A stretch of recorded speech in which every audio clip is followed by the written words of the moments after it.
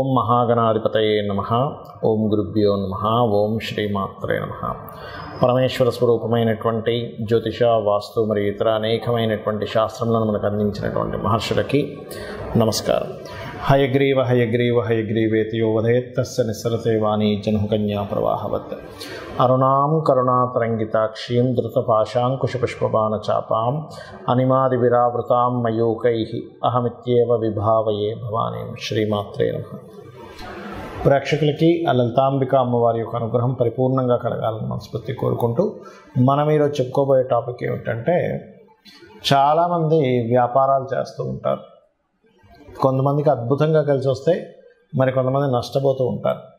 అదేవిధంగా ఆ వ్యాపారాల్లో కూడా కొంతమంది పార్ట్నర్షిప్స్లో చేస్తుంటారు.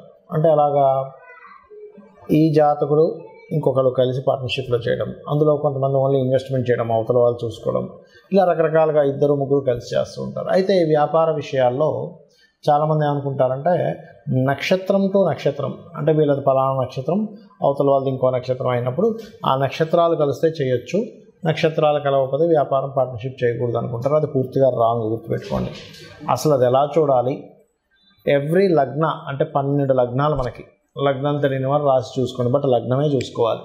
ప్రతి లగ్నానికి అసలు వ్యాపారం అభివృద్ధి అవ్వడానికి ఏం చేయాలి, ఒకవేళ పార్ట్నర్షిప్స్ చేస్తున్నాము కానీ పాడైపోయింది అన్నప్పుడు దానికి రెమెడీ ఏం చేసుకోవాలి, అసలు పార్ట్నర్షిప్ చేయడానికి మీ లగ్నరీత్యా సప్తమ స్థానాధిపతి ఎవరు చూడాలి, అదేవిధంగా మీరు ఏదైనా ఒక వ్యాపారం చేసుకోవాలంటే అసలు మీ జాతకంలో ఏం చూసుకోవాలనేటువంటి విషయాలు మనం ఇప్పుడు తెలుసుకుందాం. కుంభలగ్నము, కుంభరాశి. కుంభరాశి వారికి, కుంభలగ్నం వారికి కానీ చూసుకున్నట్లయితే వ్యాపారాలు బాగా రాణించాలంటే ఏమిటి, కుంభం వారికి ఉండేటువంటి గొప్ప లక్షణం ఏమిటి అంటే సీక్రెట్. అంటే వ్యాపారము సక్సెస్ అవ్వడానికి గల సీక్రెట్ వాళ్ళు చాలా జాగ్రత్తగా పట్టుకుంటారు. ఆ సీక్రెట్ తొందరగా రివీల్ చేయరు, బయట వారికి ఎవరికి కూడా చెప్పరు, ఎవరికి కూడా. ఎందుకు అంటే ఆ సీక్రెట్ చెప్తే నేను నా యొక్క అస్తిత్వాన్ని కోల్పోతాను, అందరికీ తెలిసిపోతుంది ఆ సీక్రెట్ అనేటువంటి. దాన్ని మెయింటైన్ చేయడంలో బాగా సిద్ధహస్తులు కుంభలగ్నం వారు. గుర్తుపెట్టుకోండి. రైట్. ఇక్కడ మనం 1 by 1 కనుక చూసుకున్నట్లయితే మీకు అసలు ప్రారంభించడానికి ఏ గ్రహం బాగుండాలి, వ్యాపారం ప్రారంభించడానికి, అది సమాజంలో మార్కెట్లోకి వెళ్ళడానికి ఏది బాగుండాలి, వెళ్ళిన తర్వాత లాభాలు రావడానికి ఏ గ్రహం బాగుండాలో చూసుకోవాలి. అయితే ఇక్కడ నేను మీకు ఒక విషయం చెప్తున్నాను మరలా ఏమిటది అంటే, వ్యాపారం పార్ట్నర్షిప్ చేయాలనుకునేటువంటి వారికి సప్తమ స్థానాధిపతి బాగుండాలి కానీ నక్షత్రాలు కాదు. నక్షత్రం వల్ల ఏమిటి, కొంచెం మైండ్ సెట్ కలుస్తుంది కానీ లాభాలు రావడానికి నక్షత్రాధిపతులు పనికిరావు. గుర్తుపెట్టుకోండి. ఇక ముఖ్యంగా కుంభలగ్నానికి 3వ అధిపతి కుజుడు అవుతాడు. సో మీకు కుజుడు బాగున్నాడు అంటే కనుక మీరు జాబ్ చేసే, మీరు పనిచేసేటువంటి వాళ్ళ యొక్క సహకారంతోనే, అంటే మీరు కింద ఎవరినో ఒకటి పెట్టుకుంటారు అసిస్టెంట్స్ని, వాళ్ళ యొక్క సహకారంతోనే టక్కన ప్రారంభించేస్తారు. అంటే ఎలా ఉంటుందంటే, నేను ఒక చిన్న ఎగ్జాంపుల్ చెప్తాను. ఒకతను హోటల్ ప్రారంభిద్దాం అనుకున్నాడు. ఈయన దగ్గర ఏమీ లేవు, కానీ ఈయన ఎవరెవరైతే ఏమన్నా పనిలో పెట్టుకుని వాళ్ళే తెచ్చేశారు. ఎందుకు సార్, నా దగ్గర ఫలానా ఎక్విప్మెంట్ ఉంది, నా దగ్గర ఫలానా ఉందని. అలా పెట్టేసుకొని పెద్దగా ఖర్చు లేకుండానే ఈజీగా వాళ్ళ కిందని పనిచేసేవాళ్ళు, వీళ్ళు చేసేటువంటి గ్రౌండ్ వర్క్ టక వచ్చేసాయి అక్కడికి. అలా అన్నమాట. అయితే ఇక్కడ ఏమిటి, కుజుడు పాడయ్యాడు. వీళ్ళు ఎవరినైతే పెట్టుకోవాలో పని వాళ్ళు సహకరించకపోవడం వల్ల ఇబ్బంది వస్తూ ఉంటుంది. సో కుజుడు పాడయ్యాడని ఎలా డిసైడ్ చేస్తాము, మార్స్ కనుక శాటన్తోనో రాహుతోనో పాపకత్తిలోనో నీచ స్థానంలోనో ఉన్నప్పుడు ఇబ్బంది అవుతుంది. అలాంటప్పుడు కుజ, శని, రాహు గ్రహాల దగ్గర దీపారాధన చేస్తూ ఆంజనేయ స్వామి యొక్క ఉపాసన లేదా నరసింహస్వామి ఉపాసన చేసినట్లయితే మీరు ఎటువంటి వ్యాపారమైనా ప్రారంభించగలుగుతారు. ఇక పార్ట్నర్షిప్ జోలికి వద్దాం. ఈ సప్తమ స్థానాధిపతి పాడయ్యాడు, వద్దని చెప్తానండి పార్ట్నర్షిప్. ఎందుకంటే పార్ట్నర్షిప్ కారకుడు పాడయ్యాడు. మీరు పార్ట్నర్షిప్ చేసేం లాభం, నష్టపోతారు. అలా కాకుండా ఇది 2 విధాలుగా ఉంటుంది. పెళ్ళికి వేరుగా చూస్తాము, వివాహానికి వేరుగా చూస్తాం. ఇది మన వ్యాపారానికి వేరుగా చూస్తాం. వివాహానికి వేరు, వ్యాపారానికి వేరు. వివాహానికి బుధుడిని చూడాల్సిన పని ఉండదు, కానీ వ్యాపారం దగ్గరికి వచ్చేసరికి బుధుడు బాగున్నాడు కానీ సప్తమాధిపతి కొంత పాడైన వ్యాపారానికి పెద్ద ఇబ్బంది ఉండదు. కాబట్టి రవి బాగున్నాడు, చక్కగా మీరు ఏ గవర్నమెంట్ ఎంప్లాయో, మీ తండ్రి గారు ఎవరో ఒకరు మీకు పార్ట్నర్షిప్గా వస్తూ ఉంటారు, లేదా డాక్టర్స్ వాళ్ళు వస్తూ ఉంటారు. పాడయ్యాడు, వాళ్ళ ద్వారా ఇబ్బంది వస్తుంది. కానీ అనుకోకుండా నేను ఆల్రెడీ ప్రారంభించేసానండి అనుకునేటువంటి వారు సూర్య నమస్కారాలు ఎక్కువగా చేసుకోండి. ఇక లాభాధిపతి గురువు అవుతాడు. ఈ గురువు బాగుంటే మీకు వ్యాపారాల్లో బ్రహ్మాండంగా కలిసి వస్తుంది. పాడైతే మీరు ఏం చేయాలంటే దత్తుడి యొక్క ఆరాధన, గోవుకి అరటికాయలు తినిపించడము, ఓం ఇంద్రగోప పరిక్షిప్త స్మరతోన భజంగికాయ అనేటువంటి నామస్మరణ చేయండి. అన్ని విధాలా బాగుంటుంది.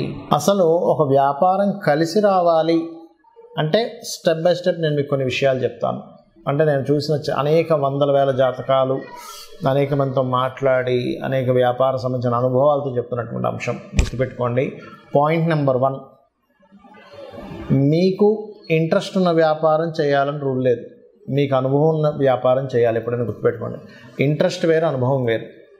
ఇంట్రెస్ట్ ఉందండి, ఫైన్, దానిలో కూడా రాణించవచ్చు. కాబట్టి దానికి ఎంత కష్టపడాలనేది ఒక క్యాలిక్యులేషన్ చేయాలి.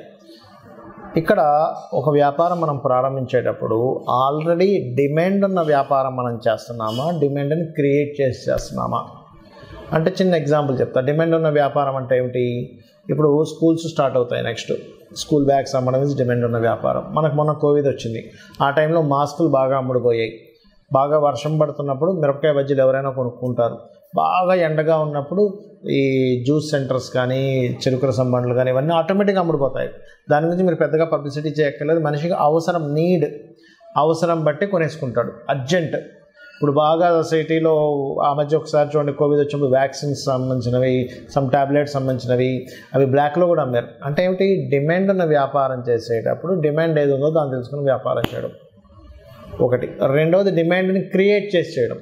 అంటే ఒక వ్యక్తి ఒక వస్తువును ఒక రకంగా అమ్ముతున్నప్పుడు దాన్ని ఇంకా బాగా తయారు చేసి వేరే వాళ్ళకంటే నాది బాగుందని చూపించుకొని మార్కెట్లోకి వెళ్ళి అమ్మడం.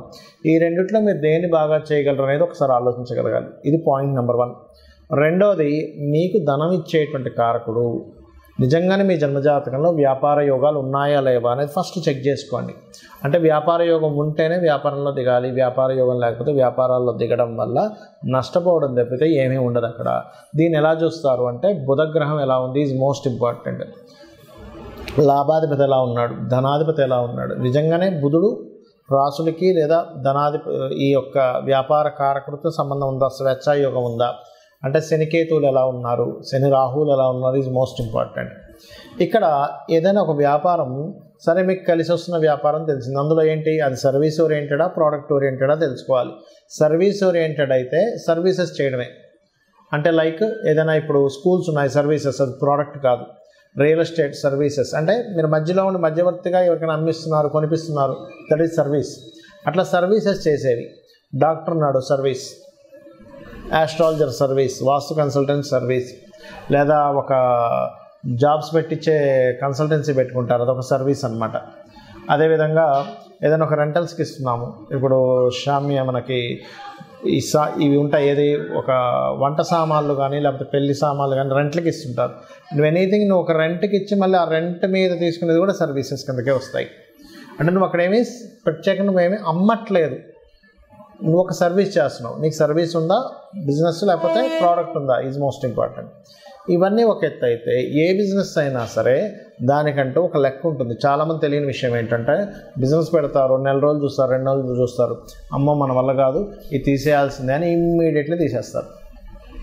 ఒక మొక్క మనం నాటినప్పుడు, ఒక విత్తనం వేసినప్పుడు ఆ విత్తనం చిగురించి పైకి రావడానికి దానికి ఒక టైం పడుతుంది. అది మొక్క అవ్వడానికి కొంత టైం పడుతుంది. దాని రక్షణను ఇవ్వాలి, దానికి ప్రొటెక్ట్ చేయాలి. ఆ మొక్కని ఏ మేకలో అవి ఇవి తినేయకుండా అది కొంచెం పెరగడానికి ఎరువులు వేయాలి. దానికి ఒక కొలమానం ఉంటుంది. 2-3 సంవత్సరాలు, 4 సంవత్సరాలు, 5 సంవత్సరాలు మనకు పండు వస్తుంది.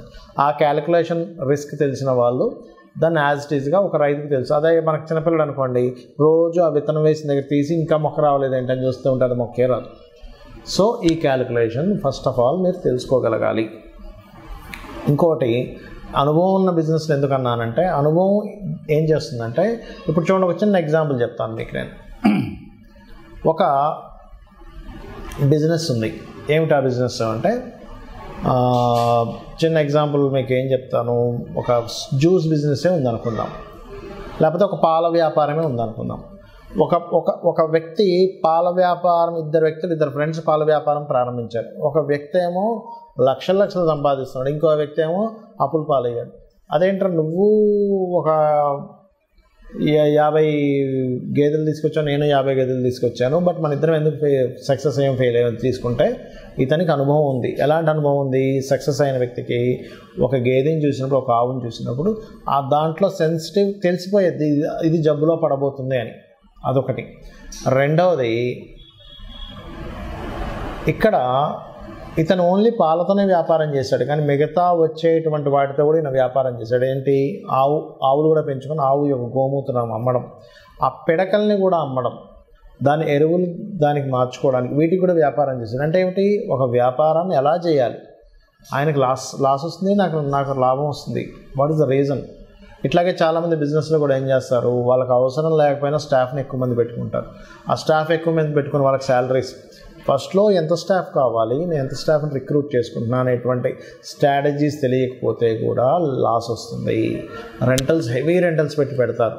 సరే ఓకే, ఒక్కొక్క ఏరియాలో మంచి పాష్ ఏరియాస్లో హెవీ రెంటల్స్ ఉంటాయి, కానీ దాని తగ్గట్టుగా మనం ఎన్ని రోజులు భరించాలి, దాన్ని ఎన్ని రోజులు భరిస్తే దానికి ఎంత కష్టపడాలని ఒక స్ట్రాటజీ కనుక వేసుకోకపోతే మీరు బిజినెస్లో రాణించలేరు. ఫైనల్గా నేను చెప్పేది ఒకటే, ఎవరైనా బిజినెస్లో రాణించాలి, బాగా లాస్లో ఉన్నామన్నప్పుడు అమ్మవారి మంత్రం ఒకటి ఉంటుంది, అది చెప్తాను ఫైనల్గా. ఏంటది అంటే, ఓం ఇంద్రగోప పరిక్షిప్త స్మరతోనా భజంగికాయే నమః అనేటువంటి నామం కనుక రోజు 40 నిమిషాలు చేసుకున్నట్లయితే ఖచ్చితంగా బిజినెస్లో సక్సెస్ అవుతారు.